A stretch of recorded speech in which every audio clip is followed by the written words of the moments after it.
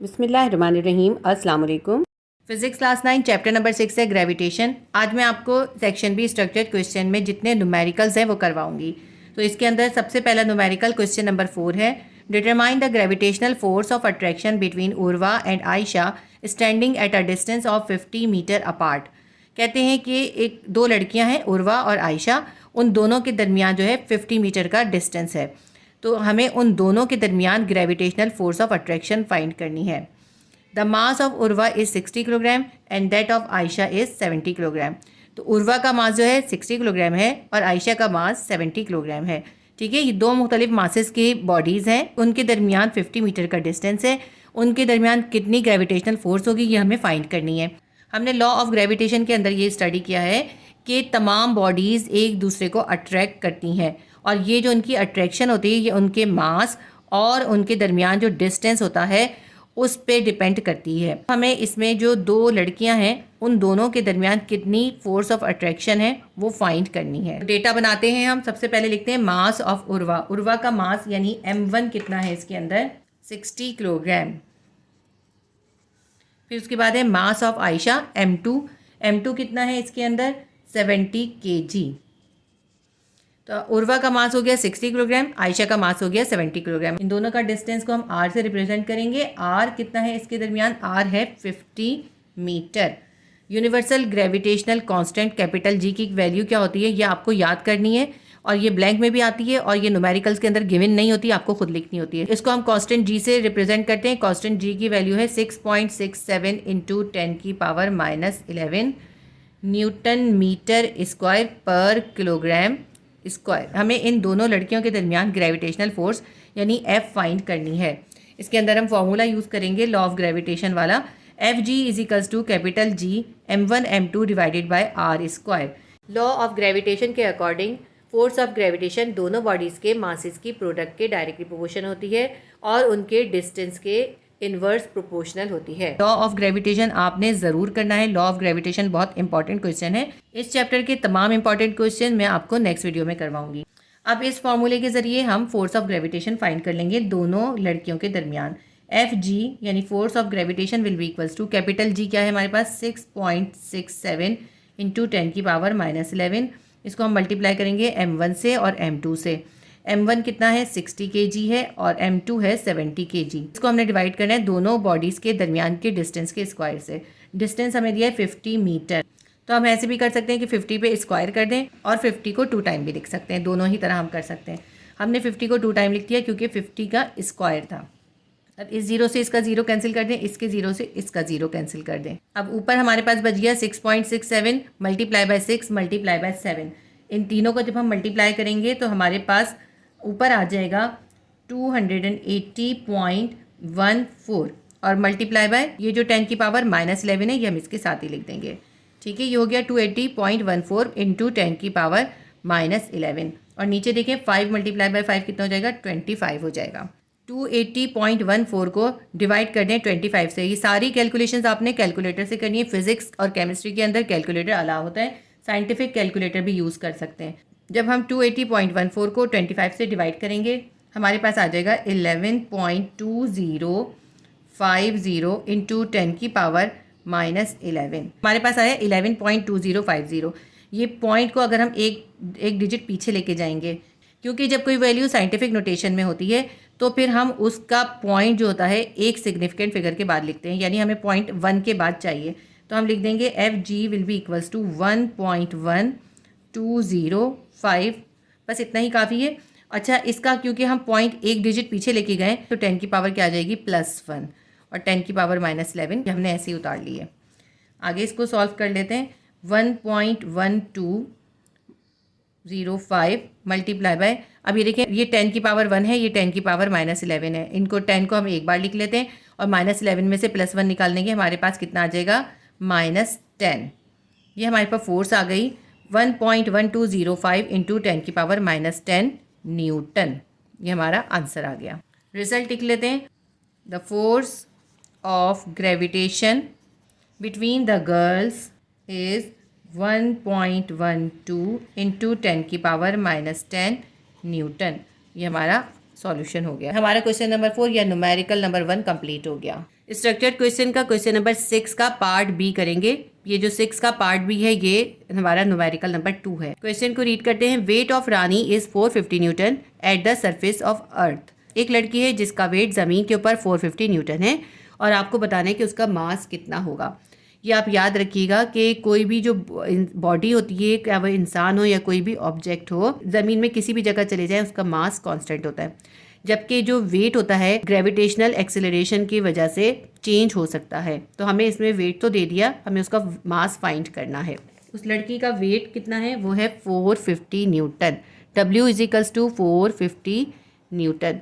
Mass of girl हमें find करना है और ग्रेविटेशनल एक्सेलरेशन यानी स्मॉल g की वैल्यू क्या होती है, वो होती है 9.8 मीटर पर सेकेंड स्क्वायर। 9.8 मीटर पर सेकेंड स्क्वायर, या फिर इसकी दो होती हैं, इसकी हम 10 भी लिख सकते हैं, 10 मीटर पर सेकेंड स्क्वायर। दोनों में से आप जो भी यूज़ करेंगे आंसर के अंदर सिर्फ 0.2 का फ़र्क आएगा, दोनों ही इसमें यूज़ की जा सकती हैं। Weight is equals to mg होता है। किसी भी बॉडी का वेट जो है उसके मास और ग्रेविटेशनल एक्सेलरेशन के मल्टीप्लाई के इक्वल होता है। तो इसके अंदर हमें w मालूम है और g मालूम है, हम m फाइंड करना है। तो मास को हम इधर ही छोड़ देंगे, g को w के पास ले जाएंगे। यहाँ पे g जो है मल्टीप्लाई हो रहा था, w के पास जाके डिवाइड हो जाएगा, w डिवाइडेड बाय g हो जाएगा। Mass will be equals to, इन दोनों की वैल्यू सब्स्टिट्यूट करते हैं। w है 450 को हमें डिवाइड करना है 9.8 मीटर पर सेकेंड स्क्वायर से। तो इसको जब हम डिवाइड करेंगे हमारे पास आंसर आ जाएगा 45.9183। ये देखिए डिवाइड करने से आ गया। आंसर लिख लेते हैं 45.918 और इसकी यूनिट क्या होता है, किलोग्राम। अगर आप यहाँ पे 9.8 नहीं लिखेंगे, यहाँ पे 10 लिखेंगे तो 45 आंसर आएगा। दोबारा से मैं आपको वो भी करके दिखा देती हूँ। 450 को हम डिवाइड करेंगे, ग्रेविटेशनल फोर्स हम 9.8 की जगह अगर हम 10 लिखते हैं तो जब हम इसको इससे डिवाइड करेंगे हमारे पास आ जाएगा 45 किलोग्राम। देखिए थोड़ा सा फ़र्क है। अगर आप 9.8 लिखेंगे तब भी आपका आंसर गलत नहीं होगा और अगर आप 10 लिखेंगे तब भी आंसर गलत नहीं होगा। इसमें अगर आप 10 से कर लें ज़्यादा बेटर रहेगा। 45 kg आपका आंसर आ जाएगा। क्वेश्चन नंबर 6 का पार्ट भी हमारा सॉल्व हो गया। चैप्टर नंबर 6 का सेक्शन बी स्ट्रक्चर्ड क्वेश्चन का क्वेश्चन नंबर 7 करते हैं। Weight of Navira is 700 newton on earth surface. Navira का वेट 700 न्यूटन है अर्थ की सरफेस पर। What will be Navira's weight at the surface of moon. तो नवीरा का वजन जो है वो मून की सरफेस पर कितना होगा। देखिए किसी भी इंसान का या किसी भी बॉडी का जो वेट होता है वो डिपेंड करता है ग्रेविटेशनल एक्सेलरेशन के ऊपर, क्योंकि ज़मीन पर और मून के ऊपर ग्रेविटेशनल एक्सेलरेशन डिफरेंट होता है, इसलिए वेट भी डिफरेंट हो जाता है। अगर नवीरा का वजन 700 न्यूटन है अर्थ के ऊपर तो मून के ऊपर उसका वजन जो है वो डिफरेंट हो जाएगा। हमें उसका वेट ही फाइंड करना है। डेटा बना लेते हैं इसका। वेट ऑन अर्थ यानी कि जो लड़की का वजन ज़मीन के ऊपर है उसको हमने WE से शो करा है। WE is equals to 700 newton. लड़की का वजन जो है वो ज़मीन के ऊपर 700 न्यूटन है। वेट ऑन मून उसको हमने WM से शो करा है। M फॉर मून और E फॉर अर्थ है। ठीक है, तो WM कितना है ये हमें फाइंड करना है। ग्रेविटेशनल एक्सेलरेशन ऑन अर्थ, अर्थ के ऊपर ग्रेविटेशनल एक्सेलरेशन को GE से शो करा है। ये कितना होता है, ये होता है 10 मीटर पर सेकेंड स्क्वायर। अर्थ के ऊपर जो ग्रेविटेशनल एक्सेलरेशन होता है वो 9.8 मीटर पर सेकेंड स्क्वायर होता है या फिर 10 मीटर पर सेकेंड स्क्वायर होता है। दोनों ही यूज़ होते हैं, हम 10 यूज़ करेंगे। Gravitational acceleration on moon, moon के ऊपर ग्रेविटेशनल एक्सेलरेशन कितना होता है ये आपको याद करना होगा क्योंकि ये इसमें गिवन नहीं है। वो होता है 1.6। इस चैप्टर के अंदर आपको बहुत सारी चीज़ों को याद करना पड़ेगा। बहुत सारी चीज़ें जो हैं आपको न्यूमेरिकल में गिवन नहीं होती, वो आपको याद होनी ज़रूरी है।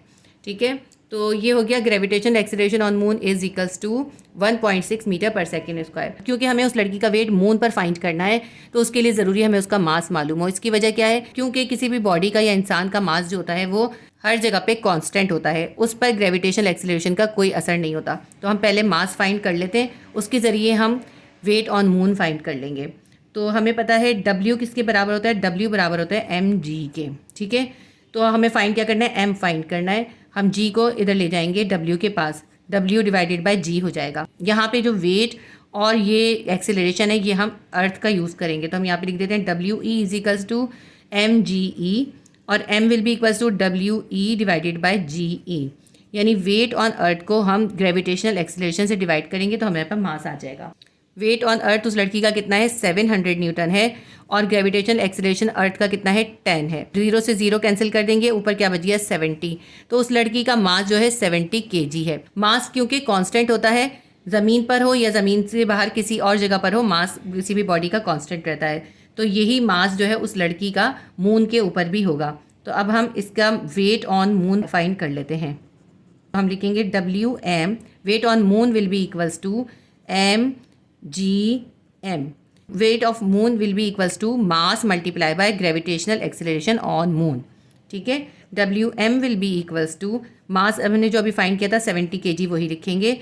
इस 70 को हमने मल्टीप्लाई करना है ग्रेविटेशनल एक्सेलरेशन ऑन मून से, वो कितना है 1.6। इसकी जगह हम लिख देते हैं 1.6। 70 को 1.6 से अब हम मल्टीप्लाई करेंगे तो हमारे पास आ जाएगा 112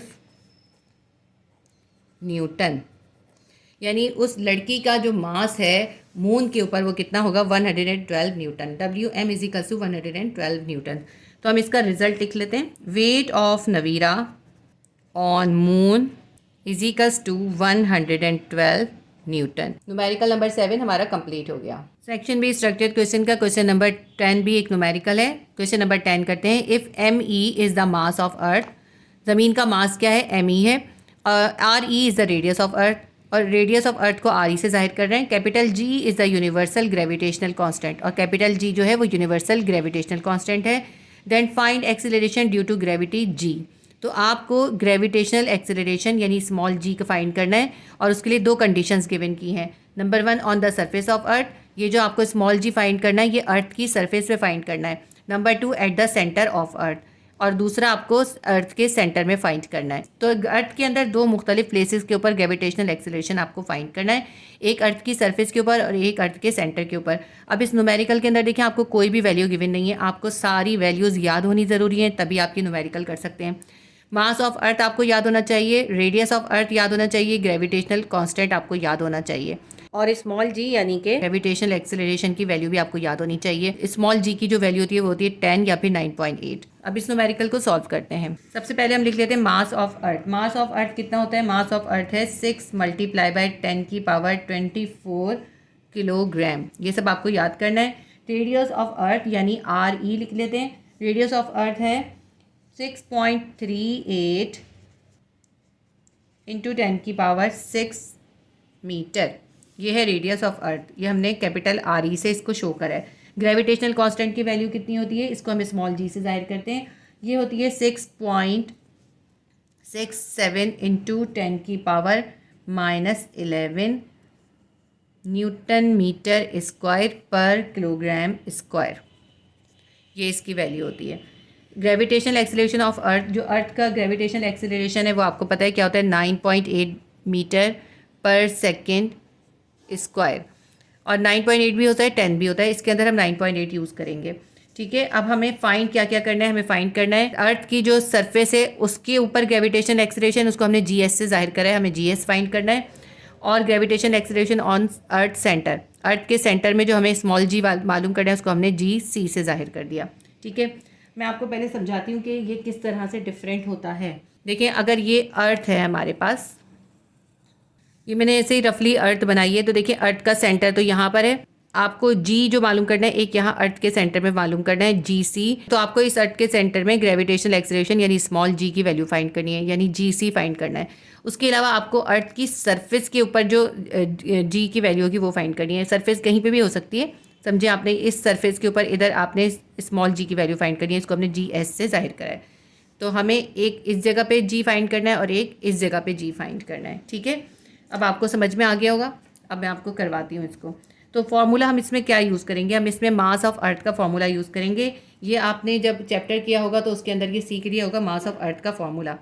इस चैप्टर के अंदर बहुत ज़्यादा डेरिवेशंस हैं, और सबसे इम्पॉर्टेंट ये जो चैप्टर है डेरिवेशंस के लिए, इसकी डेरिवेशंस आपको सीखनी बहुत ज़रूरी है। मैं इंशाल्लाह आपको इसकी तमाम इंपॉर्टेंट डेरिवेशंस भी नेक्स्ट वीडियोज़ में समझा दूँगी। ठीक है, अब फॉर्मूला देख लेते हैं हम।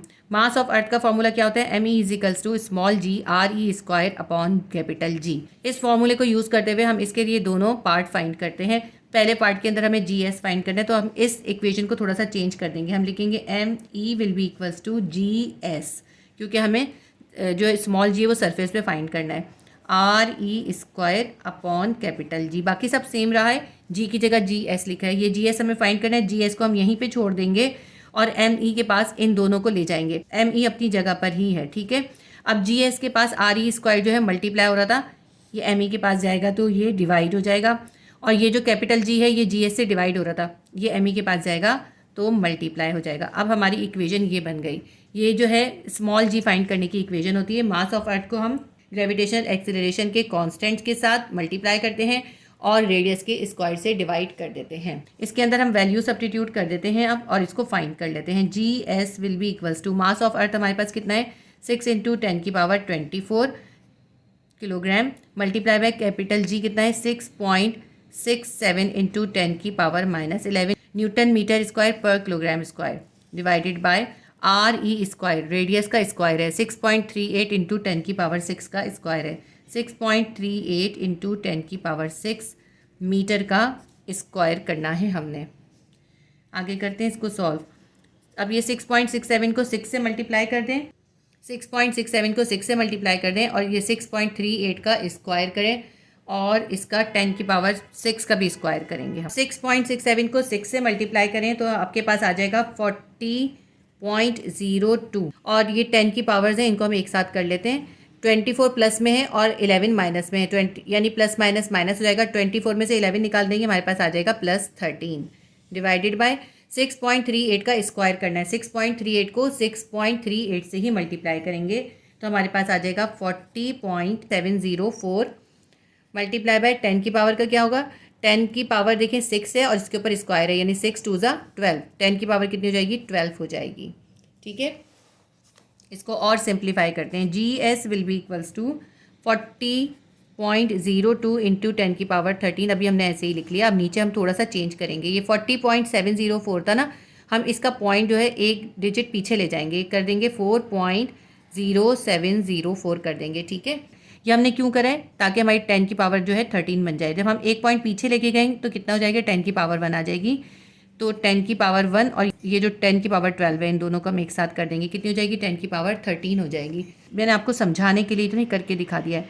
40.02 × 10 की पावर 13 ऊपर है और नीचे हमारे पास क्या हो गया 4.070 मल्टीप्लाई बाय, अब ये भी हमारा 12 + 1 कितना हो गया 10 की पावर 13 हो गया। अब ये 10 की पावर 13 से 10 की पावर 13 कैंसिल हो जाएगा।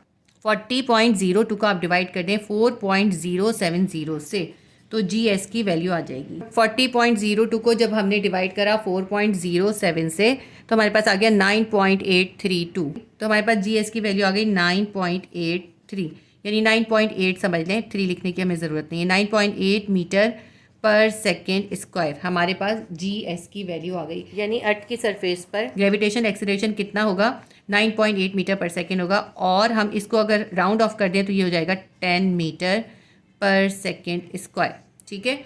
इसको राउंड ऑफ कर दें तो 10 होगा। At the surface of earth the gravitational acceleration will be 9.8 metre पर सेकेंड स्क्वायर और 10 मीटर पर सेकेंड स्क्वायर। इसका हम पार्ट 2 सॉल्व करते हैं। तो अब हम gravitational acceleration at the centre of earth find कर लेते हैं। देखें ये बहुत आसान से आप इसको ओरली भी कर सकते हैं। अर्थ के सेंटर में जो ग्रेविटेशनल एक्सीलरेशन है वो 0 होता है। उसकी वजह क्या है, देखें हमने यहाँ पे जब फाइंड करा है सरफेस के ऊपर, तो यहाँ से सेंटर तक जो है एक डिस्टेंस है, रेडियस है, और हम रेडियस से ही डिवाइड करते हैं। लेकिन अब हम सेंटर के ऊपर जब फाइंड कर रहे हैं तो सेंटर के साथ तो कोई रेडियस नहीं है, 0 डिस्टेंस है। जब 0 से हम डिवाइड करेंगे तो हमारा एक्सीलरेशन 0 आ जाएगा। लेकिन हम चाहें तो उसको फाइंड करके भी दिखा सकते हैं। तो हम इसके अंदर भी उसी तरह फाइंड करते हैं। हम लिखते हैं GC gravitational acceleration on centre will be equals to ME, mass of earth को हम मल्टीप्लाई करेंगे किससे, कैपिटल G से, यानी ग्रेविटेशन कांस्टेंट से, और डिवाइड कर देंगे रेडियस ऑफ अर्थ के स्क्वायर से। GC will be equals to mass of earth कितना है हमारे पास, वही जो हमने अभी सब लिखा था वही सब इसके अंदर हम सब्स्टिट्यूट करेंगे। 6 × 10⁻24 और कैपिटल G कितना है 6.67 × 10⁻11। इसको हमने डिवाइड करना है रेडियस से। रेडियस इसके अंदर कितना है, सेंटर के अंदर कोई डिस्टेंस नहीं है, रेडियस है हमारे पास 0 का स्क्वायर। रेडियस है हमारे पास 0, हमने 0 का स्क्वायर कर दिया। अब किसी भी वैल्यू को आप 0 से डिवाइड करेंगे तो आपके पास क्या आंसर आता है, आपके पास आंसर आता है 0। तो अर्थ के सेंटर में ग्रेविटेशनल एक्सीलरेशन कितना होगा, 0 होगा। रिजल्ट लिख लेते हैं हम, पहले का रिजल्ट लिख लेते हैं और फिर दूसरे का भी रिजल्ट लिख लेते हैं। At surface on earth, gravitational acceleration यानी GS will be equals to 10 metre पर सेकेंड स्क्वायर और 9.8 मीटर पर सेकेंड स्क्वायर। और पार्ट 2 का आंसर क्या लिखते हैं? At centre of earth gravitational acceleration will be, आप चाहें तो यहाँ पे ग्रेविटेशनल ना लिखें, सिर्फ एक्सेलरेशन लिख लें। ग्रेविटेशनल एक्सेलरेशन यानी GC will be equals to 0 as the radius is 0। तो ये हमारा क्वेश्चन नंबर 10 सॉल्व हो गया। सेक्शन बी स्ट्रक्चर्ड क्वेश्चन का क्वेश्चन नंबर 11 करते हैं। A planet has mass 4 time of earth, एक प्लैनेट है जिसका मास जो है अर्थ के मास से 4 टाइम ज़्यादा है, and radius 2 time that of earth, और उसका रेडियस जो है वो अर्थ के रेडियस से 2 टाइम ज़्यादा है। ठीक है, एक प्लैनेट है जिसका मास तो अर्थ से 4 टाइम ज़्यादा है, अर्थ से 4 गुना ज़्यादा उसका मास है, और उसका रेडियस जो है अर्थ से 2 टाइम ज़्यादा है। If the value of G on the surface of earth is 10 metre पर सेकेंड स्क्वायर, अब स्मॉल g की वैल्यू जो है अर्थ के ऊपर कितनी है? 10 मीटर पर सेकेंड स्क्वायर है। Calculate the acceleration due to gravity on the planet, आपको अर्थ का एक्सेलरेशन ऑफ ग्रेविटी तो दे दिया 10 मीटर पर सेकेंड स्क्वायर, लेकिन आपको बताना है अब इस प्लैनेट का के ऊपर जो ग्रेविटेशनल एक्सेलरेशन है यानी कि स्मॉल g है वो कितना होगा। ठीक है, क्योंकि देखिए इस प्लैनेट का मास और रेडियस दोनों ही अर्थ से डिफरेंट है, तो अब इसकी ग्रेविटी भी डिफरेंट आएगी या नहीं, ये हमें सॉल्व करके देखना होगा। इसका डेटा बना लेते हैं, हमें क्या क्या गिवन है। मास ऑफ प्लैनेट हमें गिवन है, इसको हम लिख लेते हैं MP से। Mass of planet MP will be equals to earth के मास से 4 टाइम ज़्यादा, यानी 4 मास ऑफ अर्थ, 4 ME के बराबर है, 4 टाइम ऑफ मास ऑफ अर्थ के बराबर है। इसके अंदर जो है ना हमें वैल्यू सब्स्टिट्यूट नहीं करनी, वरना हम इसको ऐसे भी कर सकते थे कि अर्थ के मास को 4 से मल्टीप्लाई करते तो इसकी वैल्यू आ जाती, लेकिन इसके अंदर हमें सॉल्व नहीं करना, हमें इसको इसी तरह रखना है और बगैर इसकी वैल्यू पुट करे ही इसका आंसर आ जाएगा। ठीक है, मास ऑफ प्लैनेट हमने लिख दिया MP is equals to 4 ME के बराबर है, और रेडियस ऑफ प्लैनेट यानी RP, इसको हम P से जाहिर कर देते हैं। RP रेडियस ऑफ प्लैनेट कितना है? वो अर्थ के रेडियस से 2 टाइम ज़्यादा है, यानी 2RE के इक्वल है, RE से 2 टाइम ज़्यादा है। ग्रेविटेशनल कांस्टेंट कैपिटल G हमें याद होना चाहिए, इसकी वैल्यू कितनी है? 6.67 इंटू 10 की पावर -11 न्यूटन मीटर स्क्वायर पर kilogram square. Gravitational acceleration on planet GP हमें फाइंड करना है। अच्छा, हमें इसके अंदर gravitational acceleration on earth given है, वो मैं लिखना भूल गई, यहाँ पे लिख देती हूँ मैं। ग्रेविटेशनल एक्सेलरेशन ऑन अर्थ, अर्थ का ग्रेविटेशनल एक्सेलरेशन को हम सिर्फ स्मॉल g से जाहिर करते हैं, वो कितना है? 10 मीटर पर सेकेंड स्क्वायर इसके अंदर हमें गिवन है। 9.8 भी होता है, लेकिन इसके अंदर हमें 10 गिवन है, तो हम इसके अंदर 10 ही सब्स्टिट्यूट करेंगे। हम स्मॉल g की अगर हमें अपनी मर्जी से वैल्यू लिखनी हो तो हम 9.8 भी लिख सकते हैं और 10 भी लिख सकते हैं, लेकिन अगर जो गिवन की हुई हो वही हमें सब्स्टिट्यूट करनी चाहिए। तो फॉर्मूला हम इसके अंदर कौन सा यूज़ करेंगे? हम स्मॉल g फाइंड करना है ना हमें, इसमें स्मॉल g का फॉर्मूला क्या होता है? Small g is equals to capital GME divided by RE square के, वही फार्मूला जो हमने इससे पहले वाले क्वेश्चन में यूज़ किया वही हम यूज़ करेंगे। अगर हम इसके अंदर ये वैल्यू सब्स्टिट्यूट करके अर्थ का निकालें तो वो कितना आ जाएगा? वो 10 आ जाएगा, जो अभी हम पीछे निकाल कर देख कर आए हैं। ठीक है, लेकिन हमें इसमें प्लैनेट का स्मॉल g फाइंड करना है, तो इसको हम थोड़ा सा चेंज कर देते हैं, हम कर देते हैं GP will be equals to capital GMP divided by RP का स्क्वायर। ठीक है, अब हम इसके अंदर जो वैल्यूज़ गिवन है वो सब्स्टिट्यूट करके GP निकाल लेते हैं, यानी gravitational acceleration on planet will be equals to capital G कितना है हमारे पास? कैपिटल G हमारे पास है 6.67 इंटू 10 की पावर -11, लेकिन हमें इसको सब्स्टिट्यूट करने की ज़रूरत नहीं है, हम इसमें कैपिटल G ही लिखेंगे अभी। MP कितना है? 4 ME के बराबर है, हम यहाँ लिख देते हैं 4 ME, और RP कितना है? RP हमारे पास है 2RE के बराबर, और हमें इसका स्क्वायर भी करना है। ठीक है, 2RE का स्क्वायर करेंगे। आगे इसको सॉल्व करते हैं। GP will be equals to capital G 4 ME divided by, ये 2 का स्क्वायर करेंगे 4 हो जाएगा, RE का स्क्वायर हो जाएगा। अब ये 4 से हम 4 को कैंसिल कर देते हैं, तो हमारे पास क्या आ गया? GP हमारे पास आ गया capital GME upon RE square के। अब इसको आप देखें ये जो हमारे पास इक्वेशन आई है, ये कौन सी इक्वेशन के बराबर आई है? ये जो ग्रेविटेशनल एक्सेलरेशन ऑन अर्थ होता है ना, उसकी इक्वेशन के बराबर है। ये जो जी पी है किसके बराबर आ रहा है? ये जी के बराबर आ रहा है। हम लिख देते हैं जी पी किसके बराबर है? जी के बराबर है। इस जी पी की इक्वेशन को देखें और इस जी की इक्वेशन को देखें। ये जो जी है ना, ये ग्रेविटेशन ऑन अर्थ का है और ये जी पी जो है ग्रेविटेशन ऑन प्लैनेट का है। दोनों बिल्कुल इक्वल आ रहे हैं। जी पी किसके इक्वल आ रहा है? जी पी इक्वल आ रहा है स्मॉल जी के। यानी इस प्लैनेट का जो ग्रेविटेशन है वो अर्थ के ग्रेविटेशन के इक्वल होगा। अर्थ का ग्रेविटेशन कितना है? 10 है। तो हम इसका रिजल्ट टिक देते हैं। G P is equals to 10 metre पर सेकेंड स्क्वायर हमारा आंसर है। ठीक है, आप चाहे तो यहाँ पे आंसर फिनिश कर दें, चाहे तो आप इस तरह से लिख लीजिए।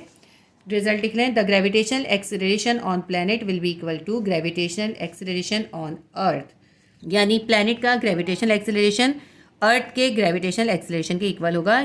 यानी G P will be equals to 10 metre पर सेकेंड स्क्वायर होगा। ये हमारा क्वेश्चन नंबर 11 भी सॉल्व हो गया। चैप्टर नंबर 6 ग्रेविटेशन का क्वेश्चन नंबर 12 है। Evaluate the acceleration due to gravity in terms of mass of earth m_e, radius of earth r_e and universal gravitational constant capital G।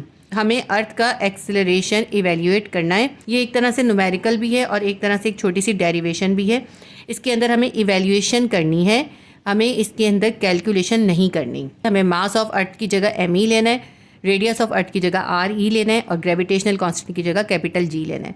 और हमें दो conditions दी हैं। दो कंडीशंस के अंदर हमें अर्थ का एक्सेलरेशन ड्यू टू ग्रेविटी बताना है, यानी स्मॉल g बताना है। पहली कंडीशन क्या है? At a distance twice the earth's radius. अगर अर्थ के रेडियस से हम ट्वाइस डिस्टेंस पे चले जाएंगे, जितना अर्थ का रेडियस है उसके डबल डिस्टेंस पे चले जाएं, तो उस जगह पे ग्रेविटेशनल एक्सेलरेशन कितना होगा। दूसरी कंडीशन हमें दी है at a distance 1/2 the earth's radius. अगर हम अर्थ के जो रेडियस है उससे हाफ डिस्टेंस पे चले जाएं, अर्थ का रेडियस के हाफ डिस्टेंस पे चले जाएं, तो वहाँ पर ग्रेविटेशनल एक्सेलरेशन कितना होगा। इन दोनों कंडीशंस को हमें इक्वेशन बनाकर दिखानी है। पहले मैं आपको इस क्वेश्चन को एक्सप्लेन कर दूं। देखिए, ये एक अर्थ है और ये सेंटर है इसका। देखिए, कोई भी सर्कुलर चीज़ होती है ना, उसके सेंटर से उसके किसी भी पॉइंट तक का डिस्टेंस क्या कहलाता है? उसका रेडियस कहलाता है। तो इस अर्थ का रेडियस कितना होगा? इस अर्थ का रेडियस अगर हम यहाँ पे देखें ना, तो यहाँ तक आएगा, किसी भी पॉइंट तक ले लें आप। अब यहाँ पे अगर हम एक्सेलरेशन निकालते हैं ना, तो ये अर्थ की सरफेस के ऊपर ग्रेविटेशनल एक्सेलरेशन हो जाएगा। हमें यहाँ पर एक्सेलरेशन नहीं फाइंड करना, हमें इसके रेडियस से डबल डिस्टेंस पे फाइंड करना है। जितना रेडियस है इसी का बिल्कुल डबल डिस्टेंस पे जाकर हमें यहाँ पर इसका ग्रेविटेशनल एक्सेलरेशन फाइंड करना है इस जगह पे। ठीक है, यहाँ पे हमें जी की वैल्यू फाइंड करनी है।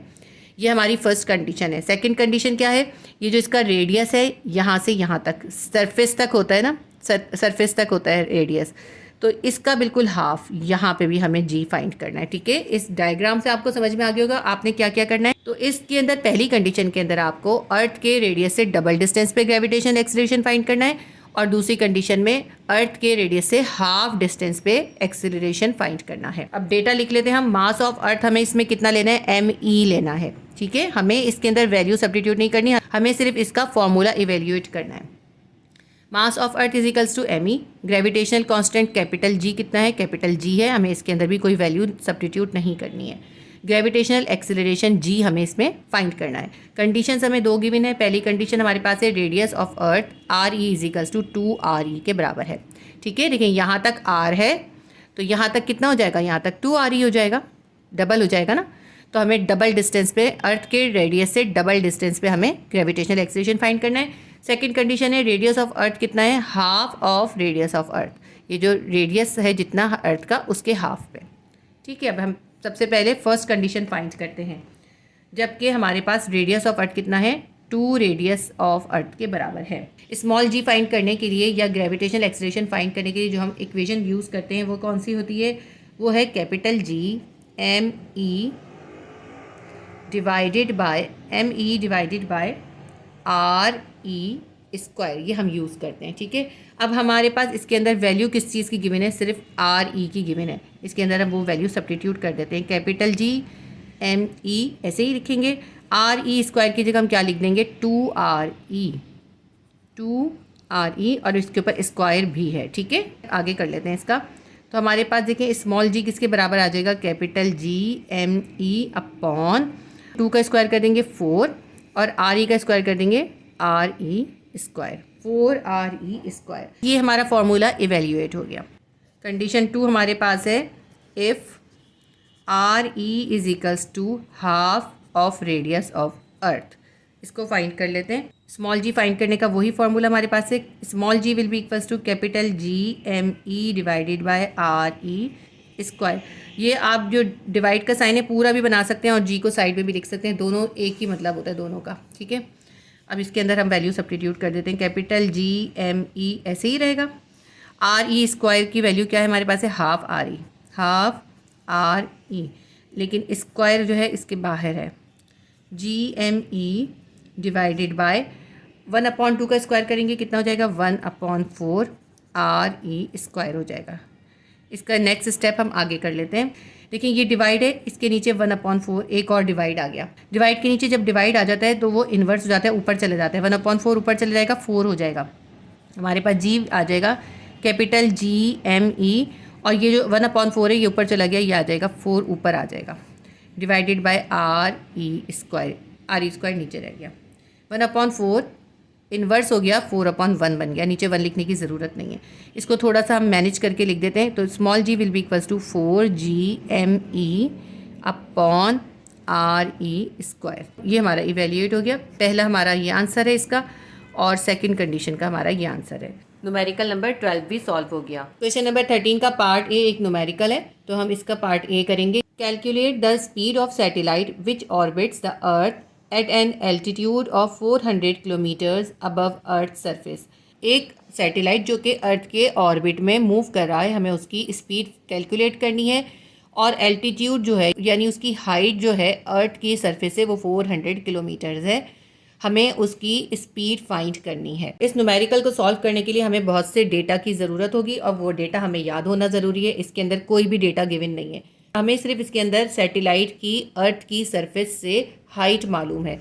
डिस्टेंस ऑफ सैटेलाइट फ्रॉम अर्थ यानी h कितना है, इसके अंदर h है हमारे पास 400 किलोमीटर। इसको किलोमीटर से मीटर में कन्वर्ट करेंगे, क्योंकि हमें इसके अंदर जो स्पीड या वेलोसिटी फाइंड करनी है सैटेलाइट की वो मीटर में होती है, तो इसको भी हम किलोमीटर से मीटर में कन्वर्ट करेंगे। तो हम 400 को मल्टीप्लाई कर देंगे 10⁻³ से, या यूँ कह लें कि 1000 से मल्टीप्लाई कर देंगे, यूँ भी लिख सकते हैं आप, 400 को 1000 से मल्टीप्लाई कर देंगे, हमारे पास बन जाएगा 400,000।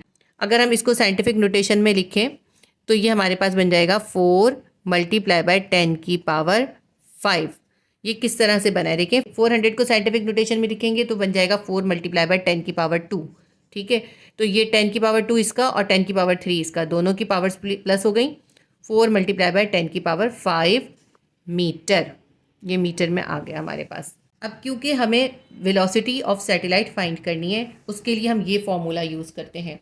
Velocity of satellite will be equals to under root capital G यानी ग्रेविटेशनल कांस्टेंट को मल्टीप्लाई करते हैं ME यानी मास ऑफ अर्थ से, और उसको डिवाइड कर देते हैं रेडियस ऑफ अर्थ में, हम उसका एल्टीट्यूड यानी जो डिस्टेंस है ना उस सैटेलाइट का ज़मीन से, उसको प्लस करते हैं। ठीक है, डिस्टेंस ऑफ सैटेलाइट फ्रॉम अर्थ के अंदर हम रेडियस ऑफ अर्थ को प्लस कर देते हैं। इस फॉर्मूले के अंदर जब हम ये सारी वैल्यू सब्स्टिट्यूट करते हैं तो वेलोसिटी आ जाती है। अब इस फॉर्मूले को अगर हमें यूज़ करना है तो हमें कैपिटल G की वैल्यू हमें याद होनी ज़रूरी है, मास ऑफ अर्थ याद होना ज़रूरी है, और रेडियस ऑफ अर्थ याद होना ज़रूरी है। ये वो बेसिक चीज़ें हैं जो आपने इस क्वेश्चन के न्यूमेरिकल को करने से पहले याद कर लेनी है। मास ऑफ अर्थ कितना होता है, मास ऑफ अर्थ है 6 multiply by 10⁻24 kg। Gravitational constant capital G की वैल्यू क्या होती है, 6.67 इंटू 10⁻⁻11 न्यूटन मीटर स्क्वायर पर किलोग्राम स्क्वायर। इसके बाद हम लिखते हैं radius of earth R will be equals to 6.38 into 10⁻6 metre. देखिए ये सारी वैल्यूज़ हमें गिवन नहीं थी, ये सब हमें आती होंगी तभी हम ये न्यूमेरिकल सॉल्व कर सकते हैं। इसी वजह से इस चैप्टर के न्यूमेरिकल सबसे मुश्किल है, क्योंकि बहुत सारी वैल्यूज़ आपको इसमें याद करनी है। फॉर्मूला हम यूज़ करेंगे, velocity of an orbit will be equals to under root GME divided by R plus H। इसके अंदर वैल्यू सब्स्टिट्यूट कर देते हैं। काफ़ी मुश्किल इसकी कैलकुलेशन है, बहुत ध्यान से आपने इसकी कैलकुलेशन करनी है, और एक पर्टिकुलर मेथड आपको इसके अंदर यूज़ करना है। जैसे ही हम उस मेथड को चेंज करते हैं हमारे न्यूमेरिकल का आंसर गलत हो जाता है। मैंने इसको बहुत बार मुख्तलिफ मेथड से सॉल्व करके देखा है, तो जो उसमें सबसे बेस्ट मेथड लगा मुझे, इजी भी है और गलती का चांस भी इसमें कम है, तो वो मैं आपको सिखा रही हूँ। अब कैपिटल जी की वैल्यू लिखते हैं। कैपिटल जी की वैल्यू क्या है? 6.67 इंटू 10 की पावर -11। मल्टीप्लाई करना है इसको मास ऑफ अर्थ से। मास ऑफ अर्थ कितना है? 6 मल्टीप्लाई बाय 10 की पावर 24 kg। इसको हमें डिवाइड करना है r प्लस एच से। रेडियस कितना है हमारे पास? 6.38 इंटू 10 की पावर 6।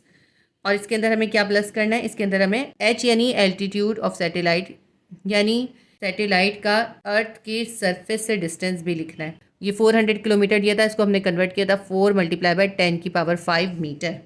4 मल्टीप्लाई बाय 10 की पावर 5 मीटर।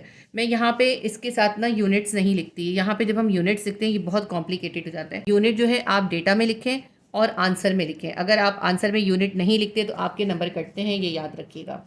यहाँ यूनिट लिखने से बहुत कॉम्प्लिकेटेड हो जाता है।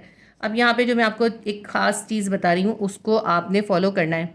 अगर आपने उसको फॉलो नहीं किया तो फिर आपको प्रॉब्लम हो जाएगी। अब ऊपर देखें, जी की वैल्यू है ये मास ऑफ अर्थ के साथ मल्टीप्लाई हो रही है। मल्टीप्लाई हो रही है तो बहुत सिंपल सी बात है ना कि हम ये 6.67 को 6 से मल्टीप्लाई कर देते हैं, तो हमारे पास आ जाएगा 40.02 मल्टीप्लाई बाय ये जो 10 की पावर है इनको भी करना है हमने। जब बेस सेम है 10 को एक बार लिख लिया, इनकी जो पावर्स प्लस माइनस हो रही हैं उनको प्लस माइनस कर देते हैं। +24 है और -11 है, तो +24 में से -11 कर देंगे, हमारे पास आ जाएगी इसकी पावर 13। ऊपर का तो बिल्कुल सिंपल था, नीचे आपने बहुत ध्यान करना है। किस चीज़ का ध्यान करना है आपने?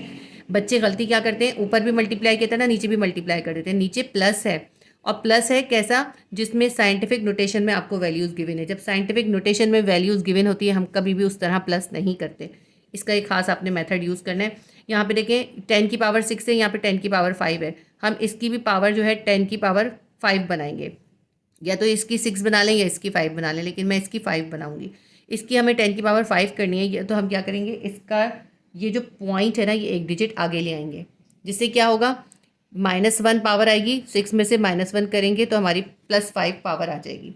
ये चीज़ करके दिखाने की ज़रूरत नहीं है, मैं आपको यहाँ रफ में करके दिखा देती हूँ। वैसे ये शो करने की ज़रूरत नहीं है। देखें 6.38 इंटू 10 की पावर 6 है ना, जब हम पॉइंट को एक डिजिट आगे लेके गए हमारे पास बन गया 63.8 इंटू 10 की पावर, ये 6 हमारे पास पहले से, और इसका पॉइंट आगे लेके गए तो -1 आ गया, तो 63.8 इंटू 10 की पावर +5 हमारे पास आ गई। ये रफ वर्क है, मैंने यहाँ पे सेपरेट कर दिया। ये वैसे आपको करके दिखाने की ज़रूरत नहीं है, मैंने आपको समझाने के लिए करा है, क्योंकि बहुत से बच्चे हैं ना उनको ये साइंटिफिक नोटेशन नहीं आता। अगर आपको ये साइंटिफिक नोटेशन में कन्वर्ट करना नहीं आता, पॉइंट को आगे पीछे ले जाना नहीं आता, तो आप मैथ्स क्लास 9 की प्लेलिस्ट के अंदर चैप्टर नंबर 2 की तमाम वीडियोज़ अपलोड हैं। चैप्टर नंबर 2 की एक्सरसाइज 2.1 आप देख लीजिएगा, उससे आपको साइंटिफिक नोटेशन में कन्वर्ट करना और साइंटिफिक से ऑर्डिनरी में कन्वर्ट करना आसानी से आ जाएगा। अच्छा, तो इसको हम सॉल्व करते हैं। हमने 6.38 से कर दिया 63.8, और अब 10 की पावर कितनी हो गई? +5 हो गई। ये हमने यहाँ सॉल्व करके दिखा दिया है। +4 मल्टीप्लाई बाय 10 की पावर 5 ऐसे ही लिख लिया, ठीक है। अभी ये हमारे पास इनकी बेस और पावर सेम हो गई। अब हम इसको बहुत आसानी से प्लस कर सकते हैं, अदरवाइज़ आपके लिए इसको प्लस करना बहुत मुश्किल हो जाता। 4.02 इंटू 10 की पावर 13 ऊपर ऐसे ही लिख लेते हैं। नीचे जो है, अब ये 63.8 के अंदर आप 4 को प्लस करेंगे, 63.8 + 4 करेंगे, और क्योंकि ये बेसिस और पावर सेम हो गई तो इसको हम सिर्फ एक बार लिख लेंगे, मल्टीप्लाई बाय 10 की पावर 5। अगर आप इस तरह इनकी पावर सेम नहीं करते तो आप इनको इस तरह प्लस नहीं कर सकते थे। एक तरीका तो ये है, और दूसरा तरीका क्या है कि या फिर आप ऐसा करें कि इसको साइंटिफिक नोटेशन से ऑर्डिनरी फॉर्म में कन्वर्ट करें और फिर इसको प्लस करें। बच्चे क्या करते हैं, इनकी पावर्स को भी प्लस कर देते हैं और इनको आपस में मल्टीप्लाई कर देते हैं। जब मल्टीप्लाई करना होता है ना, दो हमें साइंटिफिक वैल्यूज़ को उसमें हम करते हैं, यहाँ पे हमें साइंटिफिक वैल्यूज़ को प्लस करना था। इसके लिए हमने बेस 10 की पावर सेम करी, और फिर हमने उनको जो अगर प्लस हो रहा होता है तो प्लस करते हैं और माइनस हो रहा होता है माइनस करते हैं। 63.8 के अंदर आप +4 करें, 63.8 में +4 करना है, तो इस तरह से होगा +4। 8 में 0 प्लस किया, 8 आ गया, 4 और 3 7, ये हो गया हमारे पास 67.8। अब यहाँ पे हम इसको आगे करते हैं। 40.02 मल्टीप्लाई बाय 10 की पावर 13 हमारे पास ऊपर ऐसे ही लिखते हैं अभी हम, और नीचे ये इसके अंदर हमने प्लस किया, हमारे पास हो गया 67.8 इंटू 10 की power 5। V will be equals to अब 40.02 को आप डिवाइड कर दीजिए 67.8 से, आपके पास आया 0.59265। तो हम लिख देते हैं, इसको हमने डिवाइड कर दिया 0.59026। अच्छा, अंडर रूट इसके पास अभी ऐसे ही है। अब ये जो 10 की पावर है इसको भी सॉल्व करते हैं। 10 की पावर ऊपर है 13, नीचे है 10 की पावर 5, तो आप 5 को ऊपर ले जाएंगे। 10 की पावर 13 ऊपर पहले से, 10 की पावर 5 को आप ऊपर ले गए, +5 तो -5 हो जाएगी। ठीक है, देखिए 40.02 को 67.8 से डिवाइड करने से हमारे पास जो वैल्यू आई थी, ये मैंने यहाँ पे पूरी वैल्यू नहीं लिखी। अब आगे जब मैं इसे सॉल्व करूँगी मैं इसकी पूरी वैल्यू लिखूँगी, आप भी यहाँ पे इसकी पूरी वैल्यू लिख लीजिएगा। अब मैं इसको आगे पेज पे कंटिन्यू करूँगी। v will be equals to, जो डिवाइड करके जो पूरी वैल्यू आई थी ना, मैं यहाँ पर लिख रही हूँ। डिवाइड करने के बाद हमारे पास आ जाएगा अंडर रूट 0.59026548785 पूरी ये वैल्यू आएगी। ठीक है, और मल्टीप्लाई बाय 10 की पावर कितनी आएगी, +13 है और -5 है। 13 में से 5 निकालेंगे, हमारे पास क्या आ जाएगा, +8। ये हो गया हमारे पास। ये हमारे पास वैल्यू जो है साइंटिफिक नोटेशन में है, हमें इसको ऑर्डिनरी फॉर्म में लेकर आना है। तो हम क्या करेंगे, इसकी ये जो 10 की पावर 8 है इसे ख़त्म करेंगे। इसके लिए हम ये करते हैं, पॉइंट को 8 डिजिट आगे लेके जाएंगे तो हमारे पास 10 की पावर -8 आ जाएगी। 8 डिजिट आगे कहाँ पे पहुँचेगा पॉइंट, हम यहाँ पे 8 के बाद लेके जाएंगे। 1 2 3 4 5 6 7 8, देखें 8 के बाद जो है 8 डिजिट पूरे हो रहे हैं। तो हमारे पास अब क्या बन जाएगा, ये v will be equals to, point जो है आगे चला गया, यहाँ से पॉइंट खत्म हो गया, 59026548, 8 के बाद पॉइंट आ गया 0.785 मल्टीप्लाई बाय 10 की पावर कितनी हो जाएगी, हम 8 डिजिट आगे लेके गए हैं। जब हम आगे लेके जाते हैं तो पावर आती है माइनस में, हम लेके गए हैं 8 डिजिट आगे, तो 10 की पावर आ जाएगी -8। ये जो 10 की पावर +8 है ये हम यहाँ पे इसके साथ ऐसे ही उतार लेंगे। देखिए अब ये कितने इजीली सिंप्लीफाई हो जाएगा, 10 की पावर -8 और 10 की पावर +8 दोनों कैंसिल हो जाएंगे। यहाँ पे हमारे पास बस ये वैल्यू बच गई। v will be equals to, under root के अंदर हमारे पास अब बच गया 59026548। ये जो पॉइंट के बाद है वैल्यू है, इसको आप रिमूव कर दें क्योंकि पॉइंट के बाद इसकी इतनी वैल्यू नहीं होती। आप चाहें तो पूरी वैल्यू लिख लीजिए, लेकिन आंसर में कोई डिफरेंस नहीं आएगा, तब भी आपका आंसर सेम ही आएगा। अब इसका अंडर रूट निकाल लेते हैं। जब हम इसका अंडर रूट निकालेंगे, हमारे पास आंसर आ जाएगा 7682.8736। अब ये बहुत सारा, इतना लंबा लिखने की ज़रूरत नहीं है, बस पॉइंट के बाद 2 डिजिट तक लिख लेते हैं। तो हम इसका आंसर लिख लेते हैं। अंडर रूट निकाला, हमारे पास आ गया 7682.87 7682.87 मीटर। तो ये हमारे पास वेलोसिटी आ गई, हमारे पास इसका आंसर आ गया। अगर हम इसको राउंड ऑफ करते हैं 100 में राउंड ऑफ करते हैं तो हमारे पास v की वैल्यू आ जाती है 7700 मीटर। ये हमने इसको 100 में राउंड ऑफ करा, यानी 100 वाले जो फिगर थी ना वो 682 था। जब 682 को हम राउंड ऑफ करते हैं तो वो 700 हो जाता है। ठीक है, तो ये हमारा आंसर आ गया। दोनों ही आंसर करेक्ट हैं, आप दोनों में से जो आंसर चाहे लिख सकते हैं, या जो आपके स्कूल में आपके टीचर ने लिखवाया वो लिख लीजिएगा। इसके साथ ही हमारा क्वेश्चन नंबर 13 कंप्लीट हो गया। इसके साथ ही हमारे चैप्टर नंबर 6 ग्रेविटेशन के तमाम न्यूमेरिकल कंप्लीट हो गए। इंशाल्लाह ताला मैं बहुत जल्द आपको फिजिक्स, केमिस्ट्री और मैथ्स के क्लास 9 के गेस्ट पेपर्स प्रोवाइड करूंगी। क्लास 10 के फिजिक्स, केमिस्ट्री और बायोलॉजी के गेस्ट पेपर ऑलरेडी अपलोडेड हैं। उम्मीद करती हूँ ये वीडियो आपके लिए हेल्पफुल रही होगी। प्लीज़ वीडियो को लाइक कीजिए, शेयर कीजिए और सब्सक्राइब कर लीजिए। अल्लाह हाफिज़।